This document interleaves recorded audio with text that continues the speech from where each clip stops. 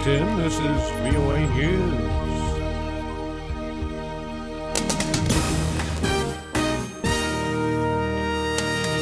Burkina military promises unity government. Massive deadly bombing hits Pakistan. I'm Ray Kouguell reporting from Washington. Burkina Faso's army, which seized power last Friday, says it will install a unity government to oversee a political transition spawned by the ouster of longtime President Blaise Compaore.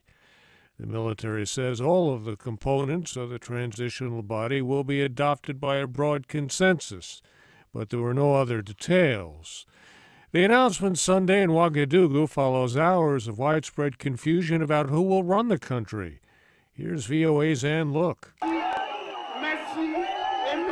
Thousands of people demonstrated Sunday in Ouagadougou.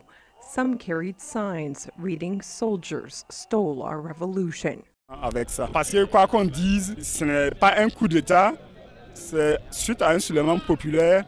This man says this wasn't a coup, so they don't understand why the military thought they could choose the new head of state. The opposition had called for the protest. Opposition leaders spent Sunday behind closed doors, meeting with the country's military leader, Lieutenant Colonel Yakuba Isaac Zita. Soldiers took over the state television station and fired warning shots to disperse a large crowd Sunday afternoon. Ann Look, VOA News, Dakar. France says a United Nations employee suffering from Ebola was flown to a military hospital outside Paris from Sierra Leone for treatment. A spokesman at the French UN mission in New York says the worker was placed in high-security isolation. The worker's name and nationality have not been disclosed.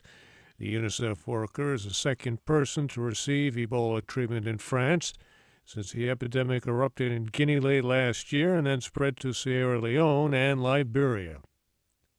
This is VOA News. A bomb attack in the Lahore region of Pakistan killed at least 55 people and wounded more than 100. The attack occurred near the Wagah border crossing with India, where a lowering of the flag ceremony is held every evening. A Pakistani militant faction called Jamaat al-Ahrar claimed responsibility for the suicide bombing. The group says the attack was revenge for deaths caused by Pakistan's army during counterinsurgency operations in the tribal region of North Waziristan. 3 car bomb attacks targeting Shiite pilgrims in Baghdad killed at least 34 people Sunday. One of the blasts killed 14 at a tent where people were delivering food to pilgrims as they headed to the holy city of Karbala for a religious observance. Later, 2 other bombings, one in downtown Baghdad and the other in Sadr City, left at least 20 more people dead. Pro-Russian separatists in eastern Ukraine have voted in controversial elections that Kiev and the West say they will not recognize. The separatists, who control parts of eastern Ukraine's Luhansk and Donetsk regions, held elections Sunday for leadership and legislative bodies in the areas they control. The United Nations, European Union, and the United States have called the rebel vote illegal, saying it violates Ukraine's constitution and the ceasefire agreement reached in September between separatists and the Ukrainian government. A UN panel on climate change says the world will have to cut greenhouse gas emissions to zero by the year 2100 to limit the most dangerous risks associated with climate change.